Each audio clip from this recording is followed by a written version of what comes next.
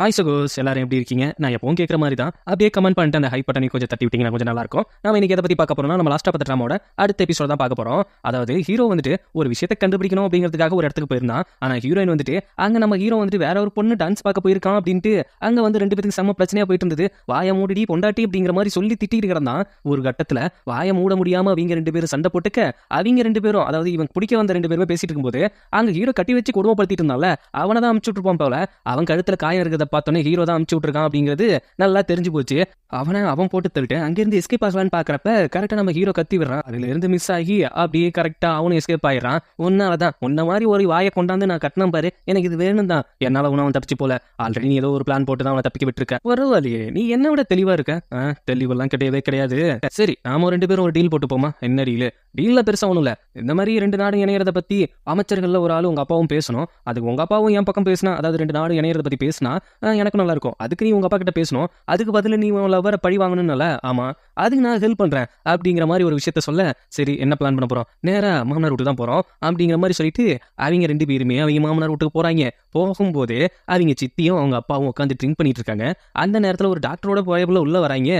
உடனே அதுக்கு முன்னாடியே நம்ம சித்திக்கு உடம்பு சரியில்லை அப்படிங்கிற மாதிரி அவ ஏதோ பர்ஃபார்ம் பண்ணிருப்பா போல. நம்ம ஹீரோயின் அவங்க அப்பாவை கவனிச்சுக்கிறதுக்காக தான் இந்த ஒரு மருத்துவரை கூட்டு வந்தேன் அப்படிங்கிற ஒரு கதையை விடுறா. ஆனா உண்மையிலேயே ரெண்டு பேரும் பிளான் போட்டு தான் கூப்பிட்டு வந்திருக்காங்க. சித்திக்கு உடனே மயக்கம் பட்டோன்னே தெரிஞ்சோடனே உடனே கையை செக் பண்ண சொல்லும்போது, நீங்க ஒன்றும் பிரச்சனை இல்லை, அவங்க ரொம்ப நல்லா இருக்காங்க, நீங்க வந்துட்டு கண்டிப்பா அப்பாவை போறீங்க அப்படிங்கிற ஒரு விஷயத்த சொன்ன உடனே சித்திக்கெல்லாம் ஒரே சந்தோஷம். இந்த குடும்பத்துக்கு என்னால ஒரு வாரிசு வர போகுது, அதை நினைச்சு நான் ரொம்ப சந்தோஷப்படுறேன் அப்படிங்கிற மாதிரி சொல்லும்போது, அந்த ஆள் கட்டுப்பாய் பொல்லேன்னு வரைஞ்சி இந்த குழந்தைக்கு யார் அப்பா அப்படிங்கிற விஷயத்த கேட்கறப்ப, என்ன இப்படி கேட்கறீங்க, இல்ல என்ன இப்படி கேட்கறீங்க, இந்த குடும்பத்தோட வாரிசை சுமந்துகிட்டு இருக்கேன், எப்படி நீங்க இப்படி கேட்கலாம், இதுக்கெல்லாம் காரணம் உங்க பொண்ணு தான், இவ்வளவுதான், இவதான் ஏதாவது சொல்லிருக்கணும், பாத்தீங்களா நீங்க என்ன நம்ப மாட்டேங்கிறீங்க, உங்க பொண்ணை தான் நம்புறீங்க, அவளுக்கு பொறாம, அவளை தாண்டி ஒரு குழந்தை வந்துடக்கூடாதுன்னு பொறாம அப்படிங்கிற விஷயத்த சொல்லும்போது, இதுக்கப்புறம் உண்மையை மறைச்சு பிரோஜனம் இல்ல, நீங்க ஃபர்ஸ்ட் இவங்களை கல்யாணம் பண்ணிட்டு வந்தீங்களே அப்பவே என்னை இவங்க குடும்பப்படுத்த ஆரம்பிச்சிட்டாங்க. அதுக்கப்புறம் அங்க இருக்கிற உங்க கூட பழகின பொண்ணுங்க அவங்க எல்லாமே கர்ப்பமாக கூடாது அப்படிங்கிறதுக்காக அவங்களுக்கு வந்துட்டு கருத்தடை மருந்தையும் ஊத்தி விட்டாங்க. இதெல்லாம் அவங்க கிட்ட சொல்லவே இல்லை அப்படிங்கிற விஷயத்த இப்போதான் ஹீரோயின் அவங்க அப்பா கிட்ட சொல்றா.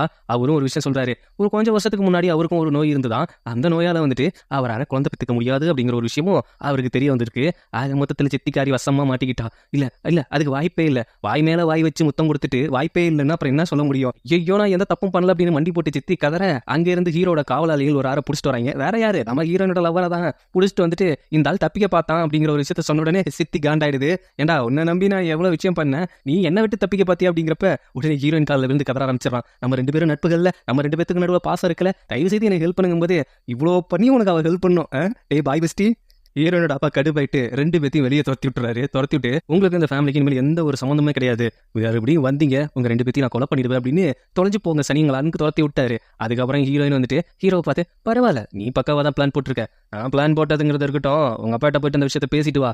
சரி அப்படியே உனக்கும் ஹெல்ப் பண்ண எனக்கும் ஒரு ஹெல்ப் பண்ண, அப்படியே ஃப்ரீயா விட்டு நான் இங்கேயே இருந்துக்கிறேன் அப்படிங்கிறப்ப கழுத்தை பிடிச்சி, அவ்வளோ சீக்கிரமால நீ என்ன விட்டு தப்பிக்க முடியும்னு நினைக்கிற, நீயே என்னோட வழி நான் உனக்கு புரிய வைக்கணும் தானே, ஏதோ ஒரு விஷயத்துல நம்ம டீல் போட்டதால எனக்கான நீ வழியை நீ அனுபவிக்காம உன்னை விட மாட்டேன் அப்படின்ட்டு மறுபடியும் கழுத்தை பிடிச்சி நெரிக்க ஆரம்பிக்கிறான். அட பாவி பையில, கொஞ்ச நேரத்துக்கு முன்னாடி தாண்டா உன்னை நல்லவன்னு சொன்னேன், அதுக்குள்ள கழுத்தை பிடிக்க நெரிக்கிறானே அப்படின்ட்டு இவன் கிட்ட இருந்துட்டு எப்படியாவது நம்ம பிரிஞ்சே ஆகணும் அப்படிங்கிற மாதிரி ஹீரோயின் பிளான் பண்றா.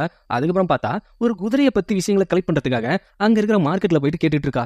எந்த குதிரைனா, இவனோட வண்டி ஓட்டி போய் தான் ஹீரோனோட லவ்வர் இறந்தா அப்படிங்கிற ஒரு விஷயம் இருக்குல்ல, அந்த குதிரையை பத்தி டீட்டெயில் விசாரிச்சுட்டு போயிட்டு இருக்கா. அந்த நேரத்துல வந்துட்டு நம்ம சித்திக்காரியும் லவர் பாயும் சேர்ந்து என்ன பண்றாங்கன்னா, நம்ம ஹீரோயினை கடத்த வச்சிடறாங்க. கடத்த வச்சது மட்டும் இல்லாம, இது ஏன் இந்த பிளான்லாம் போடுறாது, நாளைக்கு நமக்கு பிரச்சனையா வந்து நமக்கு ஆப்படிச்சிட போகுது அப்படிங்கிற மாதிரி பயப்படுது. நான் அவளை பழி வாங்கியே ஆகணும் அப்படிங்கிற மாதிரி சித்திக்காரி வெஞ்சன்ஸோட ரசத்தை வைக்க, மயக்க மருந்து வைக்க தூக்கிட்டு போயிட்டு அவளை அந்த தப்பான பொண்ணுங்க இருக்கிற இடத்துல போட்டு விடுறாங்க. இது மூலியமா ஹீரோட பரம்பரமானமும் அந்த ஹீரோயின் குடும்பத்தோட பரம்பரமானமும் நாசமாக போகுது. அதுக்கப்புறம் அவங்க ரெண்டு பேத்தையும் இரிச்சிடுவாங்க. இதுதான் என் பிளான் அப்படிங்கிற மாதிரி சொல்ல அங்க ஹீரோனை குண்டு கட்டா தூக்கி போட்டு வச்சிருக்காங்க. அதே நேரத்தில் ஹீரோவும் அங்கதான் இருக்கான். அவனை ஒரு குரூப் அட்டாக் பண்ண, அவங்க எல்லாம் அட்டாக் பண்ணிட்டு பார்க்கும்போது இங்க பார்த்தா ஹீரோயின் எங்க தூக்கி அந்த போட்டு வச்சிருக்காங்க. இங்க அப்படிங்கிற மாதிரி கேட்கிறப்ப, ஆகா நான் எதிர்பார்த்த மாதிரி இங்க ஒரு விஷயம் நடந்துகிட்டு இருக்குது. இப்போ நான் பிளான் பண்ணி இவனை இங்க இருக்க வச்சா இவன் கிட்ட இருந்த பிரியத்துக்கு எனக்கு ஒரு வாய்ப்பு கிடைக்கும் அப்படிங்கிற மாதிரி சொல்லி டபக்குன்னு என்ன பண்றான், ஹீரோவை பிடிச்சி டபக்குன்னு கடிச்சு வச்சிடறா. கடிச்சு வச்சது மட்டும் இல்லாம வாயில பாய்சன் வச்சிருப்பா போல. பாய்சன்ல மயக்க மருந்து. சைனீஸ் டிராமாவில் சாம்பானி போடுறானுங்க, இல்ல பாய்சனுங்கிற பேர்ல மயக்க மருந்துங்கிற பேர்ல டப்பா டப்பாவா கொடுக்குறானுங்க. எங்க இருந்து தான் இந்த மாதிரி மருந்தெல்லாம் இவங்களுக்கு கொடுக்குறாங்கன்னு எனக்கும் தெரியல. நம்ம போயிட்டு ஒரு எலி பேஸ்ட் கேட்டா கூட ஆதார் கார்டை கொண்டு வராங்கிறானுங்க. ஹீரோ மயக்கம் போட்டு விழுந்த உடனே இவனை விவாகரத்து பண்றதுக்கு இதுதான் கரெக்டான டைம். இவனை இங்க படுக்க போட்டு இவனுக்கு தப்பான பேர் கட்டி இவங்க கிட்ட இருந்துட்டு நம்ம எஸ்கேப் ஆயிடலாம், விவாகரத்து வாங்கி அப்படிங்கிற மாதிரி பிளான் பண்ணும்போது வர்றதுக்கு முன்னாடியே நம்ம ஹீரோ மேல கிறிஸ்ல இருந்த இளவரசி கிட்ட போயிட்டு ஒரு டீலை போட்டிருக்கா. என்ன டீல்னா, என்ன மாதிரி ஹீரோ ஒரு இடத்துல மயக்கம் போட்டு படுக்க வச்சிருவேன், அந்த இடத்துல நீ அவர் ஒன்னா இருக்கிற மாதிரி இருந்தா அவனை விட்டு பிரிஞ்சு போறதுக்கு எனக்கு வசதியா இருக்கும். ஆல்ரெடி அவன் மேல உனக்கு கிரஷ் இருக்குது, அதனால எனக்கு இது பிரச்சனை இல்லைங்கும் போது அது காண்டில் நாள் அரைஞ்சாலும் சரி பரவாயில்ல, நீ 6வது அரை கூட அற, பட் எனக்கு அவன் கிட்ட இருந்து பிரியணும், இது உனக்கு ஒரு சான்ஸா இருக்கும், நீ என்ன வேலை பாக்குறன்னு தெரியுதா அப்படிங்கிற மாதிரி நாமளும் கேட்கறோம், இளவரசியும் கேட்கறா. அவளுக்கு அவன் அங்க ஃப்ரீ பேர்டா இருக்கணும், அதுதான் முக்கியம். இந்த பிளானை யோசிச்சு பார்த்துட்டு மயங்கி கிடக்கிறான் முன்குடி மண்டையன் அப்படிங்கிற மாதிரி யோசிக்கும் போது டபக்குன்னு ஹீரோ இழந்துடுறான். அப்படியே அங்க இருக்கிற துணியை வச்சு அவ கையை கட்டி போட்டு hey my lady I am KD அப்படின்னு சொல்லிட்டு, நீ எப்படி அந்த மயக்க மருந்துல இருந்து, ஓஹோ நீ கடிச்சா எனக்கு தெரியாதுன்னு நினைக்கிறியா, நான் போர்க்களத்துல எவ்வளவு பேர் எனக்கு விஷம் வச்சிருக்கானுங்க, மயக்க மருந்து வச்சிருக்கானுங்க, அதெல்லாம் ஒரு விஷயமே கிடையாது, நீ என்ன பிளான் பண்ணி என்ன நீ கவுக்க பார்த்த, அதெல்லாம் ஒன்றும் இல்லை, உன் பார்வையை பார்த்தா ஏதோ பள்ளத்தாக்கில் எனக்கு குழி தோண்டி புதைச்சிட்டு சவப்பெட்டியே இல்லாமல் எனக்கு சங்கூதம் நினைச்சுங்கிற மாதிரி எனக்கு தோணுது. கரெக்டா?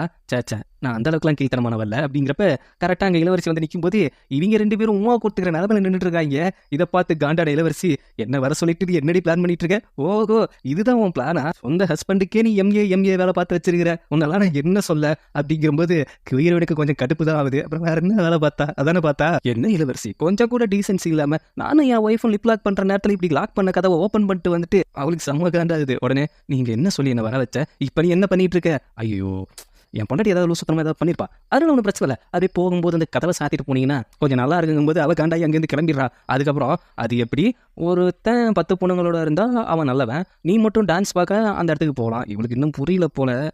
சரி வேற என்ன சொல்ல வர, நாங்கள் ஒருத்தங்க மேலே ஆசைப்பட்டு வேற ஒருத்தங்க மேலே ஆசைப்பட்டா தப்பா, பொண்ணுங்களுக்கும் பசங்களுக்கும் டிஃப்ரெண்டாக வேற கதை சொல்கிறீங்க அப்படிங்கிற மாதிரி சொல்லும்போது விட்ட ஃபெமினிஸ்ட்லாம் பேசுவா போல அப்படின்ட்டு தூக்கிட்டு போக பார்க்குறான். கடைசியில் பார்த்தா இவன் ஏதோ தூண்டில் போட்டு வச்சிருந்துருக்கான், அங்கே அது ஹீரோயினால கெடுத்து விட்டது. இன்னொரு விஷயம் சொல்ல மாட்டேன், இவளை வந்துட்டு அந்த கடத்திட்டு போனாங்கல்ல அவங்களுக்கே காசு கொடுத்து அவங்க மூலியமா நம்ம சித்திகாரிட்ட போய் பேச வச்சு அவ இவனுக்கு பிளான் பண்ணி இவளை கடத்தின மாதிரி இவளே பிளான் பண்ணியிருக்கா. ஆக மொத்தத்தில் இவளும் ஒரு பிளானை போட்டு வச்சிருக்கா. நம்ம ஹீரோ போட்ட பிளான் தான் என்னன்னு தெரியல, அதுவும் சொதப்பிடிச்சு போல எவ்வளோ. அதை யோசிச்சுக்கிட்டே அப்படியே போயிட்டு இருக்கும்போது மறுபடியும் சவப்பெட்டியை காட்டுறாங்க. யாரோ ஒரு சவப்பெட்டியை தூக்கிட்டு போற மாதிரி, நீங்க சவப்பெட்டியை தூக்கிட்டு போகும்போது அவன் மயக்கம் போட்டு விழுற மாதிரி காட்டுறாங்க. அடுத்த நிமிஷம் கண்ணை திறந்து பார்க்கும்போது ஒருத்த மடியில படுத்து கிடக்குறாங்க. அவ ஒய்ஃபையும் அவனோட தம்பியும் கடத்தி வச்சாச்சு, இனிமேல் அவனுக்கு பிளாக்மெயில் லெட்டர் எழுதுங்களா அப்படிங்கிற மாதிரி சொல்லிட்டு இருக்காங்க. அப்புறம் தான் தெரியுது நம்ம ஹீரோட தம்பியை முன்னாடியே கடத்திட்டாங்கன்ட்டு. இப்போ ஹீரோயினையும் கடத்தி வச்சிருக்காங்க. ஓ நீங்க தான் என்னோட அண்ணியா, உங்க கல்யாண விஷயத்த நான் கேள்விப்பட்டேன், ஆனா அதற்குள்ளேயே இங்க பார்க்க வரதுக்குள்ள இவங்க என்ன கடத்திட்டு வந்துட்டாங்க. சரி பேசிட்டு இருக்க நேரம்ல என் தலையில இருக்க ஹேர் பின் எடுத்து இங்க இருந்து நம்ம தப்பிக்க தான் பார்க்கணும் அப்படின்னு சொல்லிட்டு அவளோட ஹேர் பின் அவன் வாயால எடுக்கான். அதுக்கப்புறம் வச்சு அப்படியே 2 இழுப்பு தான் எடுக்கிறாங்க, கயிறு கட்டாயிடுது. அது ஹேர் பேடா சைனீஸ் டிராமால நோ லாஜிக் மேடம் அப்படின்ட்டு அடுத்தது என்ன பண்றாங்கன்னா 2 பேருமே அங்க ஆள் இல்லாத மாதிரி செட்டப் பண்ணி வச்சு 2 பேரை உள்ள வர வைக்கிறாங்க. அப்படி வந்து பார்த்தாங்க ஆளை காணும் பார்த்துட்டு இருக்கிறப்ப அவங்க மண்டிலேயே கட்டையால் அடிச்சுட்டு அங்கேருந்து எஸ்கேப் ஆகி ஓடி வராங்க. பின்னாடி 10 பேர் துரத்தும் போது ஹீரோயின் ஸ்லிப்பாகி விழுந்துடுறா. அப்போ இருந்துக்கிட்டு அவன் காப்பாற்ற பாக்குறான், எப்படியா இருந்தாலும் அண்ணியை காப்பாத்திட்டணும் அப்படின்ட்டு. ஆனா அவன் என்ன பண்றானா, நீ ஓடி போயிட்டு ஃபர்ஸ்ட் ஹெல்ப் ஆளை கூப்பிட்டு நான் பாத்துக்கிறேன் அப்படின்னு சொல்லும்போது அதுக்கப்புறம் பார்த்தா ஹீரோனை கட்டி தொங்க விட்டு வச்சிருக்காங்க. உன்னை வச்சுதான் உன் ஹஸ்பண்டை வர வச்சு இங்கே போட்டு தள்ள போகிறோம். அட படுபாவீங்களா, அவன் என்ன போட்டு தள்ளினாவே சந்தோஷமாக என்ஜாய் பண்ணுவான்டா. என்னை கட்டி தொங்க வச்சு அவனை வர வச்சு என்னை 10 பீஸாக வெட்டி கொடுத்தாலும் இன்னும் 2 பீஸாக வெட்டி போடுங்கன்னு சொல்கிற ஆள் அவன். என்னை கடத்தி வச்சு ஒரு பிரயோஜனமும் இல்லை ராஜா, கண்டிப்பாக சொல்கிறேன். என்ன எங்ககிட்ட ஏதாவது சொல்லி ஏமாத்த பார்க்குறியா? அட ஓ மேலே சத்தியமாக சொல்கிறியா? அவனுக்கு என் மேலே பாசங்கிறது சுத்தமாக கிடையாது. அவனே என்னை எப்போ போட்டு தள்ளலாம் அப்படிங்கிற மாதிரி யோசிச்சுட்டு இருக்கிறான். இங்கே பாரு, உன்ன மாதிரி ஒரு வாயாடி பொண்ணு கிடைச்சா எனக்கே காண்டாகுது. யோ என்ன இதெல்லாம் வாயே இல்லையா, சொல்கிறத புரிஞ்சுக்கியா? யோ கட்டத்தின மனுஷா, நீ என்னை இறக்கி விட்டுறியா, நானே நடந்து போயிடுறேன். அதுக்கப்புறம் கொஞ்ச நாளுக்கு அப்புறம் என்னோட டெத் செய்தி உன் காதுக்கு வரும். அதுக்கப்புறம் நீ சந்தோஷமா இரு. வாய மூடு, வாயவா திறந்தா எப்போ பார்த்தாலும் லோபோ லோபோன்னு இருக்கும்போது ஐயோ இந்த மரமண்ட வேற புரிஞ்சுக்க மாட்டேங்கிறானே அப்படிங்கிறப்ப அங்கேருந்து ஒரு அம்பு வந்து அட்டாக் பண்ணி அவன் கையத்தை கட் பண்ணி விட தொடரே ஹீரோனை தூக்கி கழுத்துல கத்தி வச்சு இங்க பார், நீ வந்துட்டு உன்னை கொள்ளதான் இங்க வர வச்சோம், அதுக்கு முன்னாடி உன் ஒய்ஃபை கொண்டுருவோம். ஓய் பொண்டாட்டி என்னாச்சு? டே அவன் என் டார்லிங்டா, என் செல்லம், ஐ லவ் யூடா. அவன் கழுத்துல கத்தி வைக்கலாமா? என்னமா சொன்னா உன் மேல பாசமே இல்லைன்ட்டு. யோ அவன் பர்ஃபார்மன்ஸ் பண்றாயா, இது பேர் சேர்ந்து எனக்கு பர்ஃபார்மன்ஸ் பண்றீங்கன்ட்டு அவன் ஒரு 4-5 பேரை அனுப்பிச்சு வைக்க 3 வெட்டு 4 பேர்த்த முடிச்சிட்டான் ஹீரோ. அதுக்கப்புறம் கத்தி இன்னும் 1 இன்ச்சுக்கு நெருக்கி வைக்க அவ கழுத்துல ஒரு கீரல் விழுந்தது. கழுத்து இருக்காதரா அப்படிங்கிறப்ப அந்த 4 பேர்த்த வெட்டினப்பே ஒருத்தன் ஓடிட்டான் போல. முகமுடி போட்டவன் மட்டும்தான் நிக்கிறான்.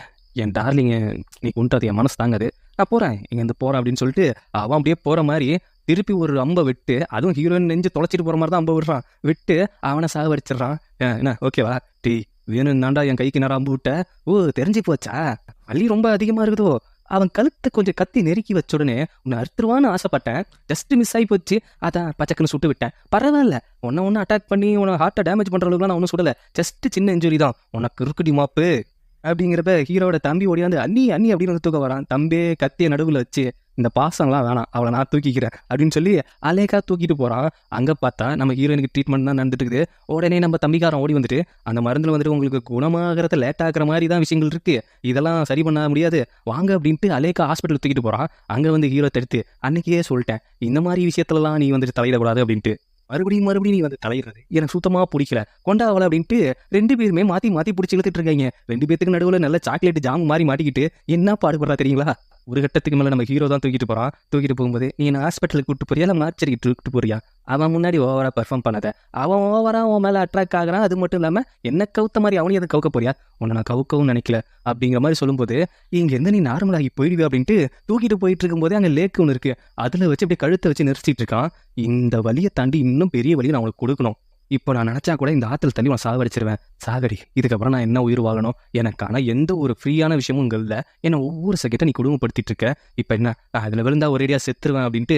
ஆனால் அதுக்கு முன்னாடி ஒரு விஷயம் உன்ட்ட சொல்லிட்டு போகணும் அப்படிங்கிற மாதிரி அப்படியே காதில் கிட்டத்தில் வந்துட்டு, நான் கூட பயபுல உமாக்குமா எதுவும் கொடுக்க போதும் அப்படின்னு நினச்சிக்கிட்டு நானும் எதிர்பார்த்து காத்துட்டு இருந்தேங்க. டப்புக்குன்னு கழுத்தை பிடிச்சி, நான் மட்டும் என்ன நதிக்குள்ளே போய் ஒண்டியா டூயட்டா போட போகிறேன், நீ வாடா சேர்ந்து சாவோம் அப்படின்னு டப்புக்குன்னு கழுத்தை பிடிச்சி இழுத்துட்டு 2 பேருமே தண்ணிக்குள்ளே விழுறாங்க. நம்ம ஹீரோட தம்பியும் அந்த மேடு பிள்ளையும் கத்தி கதறாங்க. அதுக்கப்புறம் பார்த்தா நம்ம ஹீரோ தான் தூக்கிட்டு வந்துட்டு அழுத்தி பார்க்கலாம், தண்ணி வரல. சரி இதுக்கப்புறம் லிப் லாக் பண்ணி தான் தண்ணியை உறிஞ்சி எடுக்கணும் அப்படின்ட்டு வச்சு வாயை வச்சு உறிஞ்சி எடுத்துடுறான். எடுத்துட்டு அந்த பைபிள் அங்கேருந்து அப்படி நடந்து போயிடறான். டப்புக்குன்னு நம்ம ஹீரோட தம்பி வந்து நின்னோன்னே கண்ணை திறந்து பார்த்தோன்னே, சரி இவன் தான் காப்பாற்றணும் அப்படிங்கிற மாதிரி அவன் நினச்சிக்கிட்டா. அதுக்கப்புறம் ட்ரீட்மெண்ட்டுக்கு போய் வர வச்சிருக்காங்க. நம்ம பாட்டிலாம் வந்துட்டு இந்த மாதிரி ஒருத்தி எங்க கூட்டு வந்து நம்ம சாவடிச்சு எதுக்கு நம்ம குடும்ப கௌரவத்தை கெடுத்துக்கிட்டு அப்படிங்கிறப்ப கரெக்டாக கண் முழிச்ச உடனே என்னோட ஹஸ்பண்ட் அப்படின்ட்டு ஹீரோட தம்பிகையை போய் பிடிச்சிட்டு நிற்கிறா. அவனுக்கே ஒன்றும் புரியல. ஹீரோக்கா செம காண்டாவது. ஏய் நான் தான் ஹஸ்பண்ட், நீ யாருன்னு எனக்கு தெரியலப்பா, இவன் தான் என்னோட ஹஸ்பண்ட், நான் கண்ணு துந்து பார்க்கும்போது இவன் தான் இருந்தான், இவன் தான் என்னோட ஹஸ்பண்டுங்கும் போது அங்கே இருக்கிற பாட்டி செம்ம காண்டாயிட்டு, என் பெரிய பேரனை தான் கவுத்த, இப்போ என் சின்ன பேரனுக்கு நீ தாவறியாரியே, இந்த மாதிரி நிறைய பற்றி இருக்கிறவங்க எனக்கு சுத்தமாக பிடிக்காது அப்படிங்கிறப்ப அங்கே ஹீரோயின், ஹீரோவோட பாட்டி, ஹீரோவோட தங்கச்சி 3 பேரும் அடிச்சுக்கிறாங்க போட்டு. ஹீரோக்கா செம்ம காண்டாவது. நம்ம ஹீரோட தம்பிக்கு சுத்தமாக ஒன்றுமே புரியல, என்னடா நடக்குதுங்க அப்படின்ட்டு. ஹீரோ ஒரு கட்டத்துக்கு மேலே செம்ம கடுப்பாய் கத்திடுறான், நிறுத்துங்கடா வெண்ணலைங்களா. ஹீரோனாலே தூக்கிட்டு போயிட்டு, என்ன ப்ளே பண்ண பார்க்குறியா அப்படின்னு சொல்லிட்டு டவக்கரை பிடிச்சி லிப் லாக் பண்ணுறான். அப்போ சொல்கிறா, இப்படி பண்ணுறத பார்த்து அவங்க இறந்து போன காதலி வருத்தப்பட மாட்டாங்களா அப்படிங்கும்போது, கொண்டாட்டி எனக்கு தெரியும் நீ நடிச்சுக்கிட்டு தான் இருக்க அப்படின்ட்டு. என்ன மாதிரி பர்ஃபார்மு, அவார்டே கொடுக்கலாம் போலையே. ஏன்னா என் தம்பி மேலே உனக்கு இன்ட்ரெஸ்ட் இருக்கா என்ன? என்கிட்ட இந்த தப்பிக்கிறதுக்காக அவனை யூஸ் பண்ண பார்க்குறேன். சரி உனக்கு ஒரு சான்ஸ் தரேன். என்ன சான்ஸு? உன்னால் முடிஞ்சா, அவன் மனசை மாற்ற முடிஞ்சா இங்கேருந்து நீங்கள் 2 பேரும் எஸ்கேப் ஆகிடுங்க அப்படிங்கிற மாதிரி ஒரு விஷயத்த சொல்லும் போதே எனக்கு இந்த இடத்துல ஒரு மாதிரி தான் இருந்தது, என்னடா எப்படி சொல்கிறான் அப்படின்ட்டு.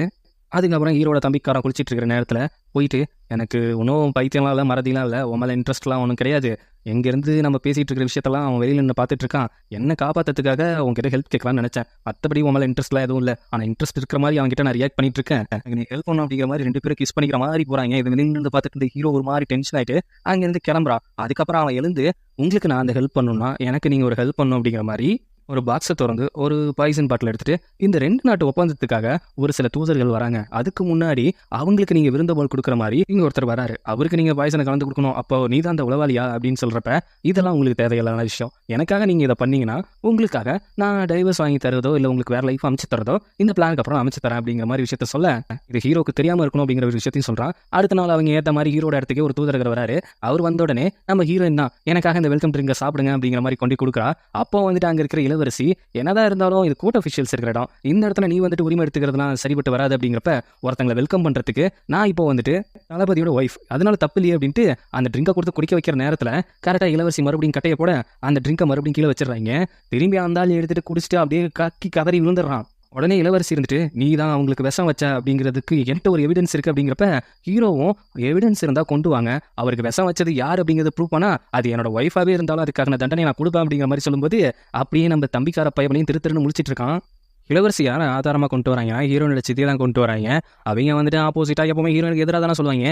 அப்படி சொல்லும்போது அப்போ ஹீரோயின் ஒரு ட்விஸ்ட் வைக்கிறாங்க. என்னோட ட்ரிங்க்கை வந்துட்டு வந்த தூதரகர் குடிக்கவே கிடையாது, அவங்க இளவரசி கொடுத்த ட்ரிங்கை தான் அவர் ஃபஸ்ட்டு குடிச்சிருக்காரு, அப்போ இளவரசி வச்சிருந்த விஷயத்துல தான் விஷம் இருந்திருக்கு அப்படிங்கிற மாதிரி சொல்லும்போது ஹீரோ வந்துட்டு ஒரு ஆன்டிடோட் மாதிரி ஒரு விஷயத்தை கொடுக்குறான். அது கொடுத்ததுக்கு அப்புறம் மறுபடியும் விசாரிக்க ஆரம்பிக்கிறாங்க. இளவரசி ஏன் மேலேயா இந்த பழிய தூக்கி போடுற நீ அப்படின்னு சாம கடுப்பாவ நான் ப்ரூவ் பண்றேன் அப்படின்னு சொல்லிட்டு இளவரசி வச்சிருந்த டீப்பாய் எடுத்து தரையில ஊத்தும் போது அது வந்துட்டு விஷம் இருக்கிற மாதிரி ரிஃப்ளெக்ட் ஆகுது.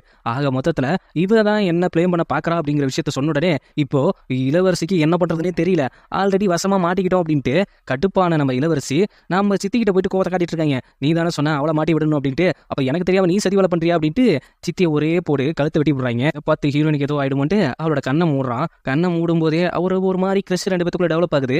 தூதரர்கள் வராங்க, இந்த மாதிரி ஏதாவது பிரச்சனை பண்ணுவாங்க அப்படின்னு தெரிஞ்சுதான் ஆல்ரெடி ஹீரோ வந்துட்டு இதுக்கு எல்லா விஷயத்தையும் முறிக்கிறதுக்கான ஒரு மருந்தை ரெடி பண்ணித்தாங்க அப்படிங்கிற மாதிரி கேட்டிருப்பான் போல. அதனால அந்த ஆளும் பொழைச்சிக்கிறாரு. இப்போ இளவரசி மேலதான் பழி விழுது. அதுக்கப்புறம் ஹீரோயின்ட்ட போயிட்டு பேசிட்டு இருக்கும்போது தான் இங்க ஒரு ட்விஸ்ட் வைக்கிறாங்க. என்னன்னா நம்ம தம்பிக்கார பையபுள்ள விஷம் கொடுத்து அனுப்பிச்சு விட்ருப்பான்ல, அதுக்கப்புறம் ஹீரோ கிட்ட ஸ்ட்ரெயிட்டாக வந்து ஹீரோயின் வந்துட்டு இந்த மாதிரி உண்மையை சொல்லியிருக்கா. உண்மையை சொன்னதுக்கு அப்புறம் தான் இவங்க ரெண்டு பேரும் பிளான் போட்டிருக்காங்க. ஹீரோயினையும் அவன் நம்பணும், அதே நேரத்தில் விஷமும் வைக்கப்படணும். விஷம் வச்சாலும் வந்துட்டு அந்த தூதரகுக்கு எதுவும் ஆகக்கூடாது. நம்ம கேடி பையனும் கிறுக்கு பொண்ணும் சேர்ந்து போட்ட பிளான் தான் இது. ஆக மொத்தத்தில் ஹீரோனும் சேர்ந்து போட்ட பிளான் தான் இது. இந்த பிளான் ஒர்க் அவுட் ஆகுமா என்ன அப்படிங்கிறத நம்ம அடுத்தடுத்த எபிசோட்ல பார்ப்போம். லாவண்யா சிஸ்டர், இவங்க ரொமான்ஸ் கூட அறிவியலாக தான் போவோம் அப்படிங்கிற மாதிரி சொல்லியிருந்தீங்க. அது இந்த எபிசோட்லையும் கண்டினியூ ஆகும். Venkatesan bro hi bro, Poongudi sister hi sister, Gaja bro hi, Ranjan bro ரொம்ப தேங்க்ஸ் ப்ரோ, ராஜா ப்ரோ ரொம்ப ரொம்ப தேங்க்ஸ், ராகினி ராஜேந்திரன் சிஸ்டர் எங்கே போனீங்க, ரொம்ப நாள் ஆச்சு உங்களை மிஸ் பண்ணுறேன். கில்லர் ப்ரோ உங்கள் நேம் சொல்லுங்கள். தர்ஷினி சிஸ்டர் என்னோட கவிதை ரொம்ப பிடிக்கும் மாதிரி சொல்லியிருந்தீங்க. நம்ம ஓன் கவிதையும் இல்லை உங்களுக்கு பிடிச்ச கவிதை ஏதாவது இருந்தால் அதை கமெண்ட்டில் சொல்லுங்கள், அதை நம்ம வாசிப்போம். அது எனக்கு கவிதை படிக்கிறது எனக்கு ரொம்ப பிடிக்கும். செசர் ப்ரோ ரொம்ப தேங்க்ஸ் ப்ரோ. முருகானந்தம் ப்ரோ ஹாட்டுங்களா. சூரியகலா சிஸ்டர் இந்த மாதிரி ட்ராமா உங்களுக்கு பிடிச்சிருக்கு அப்படிங்கிற மாதிரி சொல்லியிருந்தீங்க, ரொம்ப தேங்க்ஸ் சிஸ்டர். டாக்டர் டூம் உங்கள் நேம் தான் என்ன ரொம்ப இம்ப்ரெஸ் பண்ணுது. டேக்கியூ லவர் உங்கள் நேம் சூப்பராக இருக்குது, லேட் பண்ணாமல் போட ட்ரை பண்ணுறோம். விக்சன் நல்லா இருக்கு நேம் சூப்பராக வைக்கிறீங்க. உண்மையில ஒரு ரியல் நேம் தானா? சித்ரா சிஸ்டர் மோஸ்ட் எக்ஸ்பிளனேஷனா உண்மையாக அவ்வளோவா இருக்குது. திவ்யா சிஸ்டர் உங்கள்கிட்ட அந்த பிளாக் ஹார்ட் தான் ரொம்ப ரொம்ப பிடிச்சிருக்கு, எனக்கு மூணு நீங்கள் சப்போர்ட் பண்ணிங்க, ரொம்ப ரொம்ப thanks sister. Vijay S bro நீங்கள் ஒரு ட்ராமா சஜெஸ்ட் பண்ணிருக்கீங்க, அது மினி ட்ராமா இருந்தால் கண்டிப்பாக நம்ம எடுத்து பண்ணுவோம். லாங் ட்ராமா இருந்தால் நமக்கு ஓரளவுக்கு போர் அடிக்கிற மாதிரி இருக்குது, ஆனால் இன்ட்ரெஸ்டிங்காக இருந்தால் அதையும் கொண்டு போகலாம், ஒன்றும் பிரச்சனை இல்லை.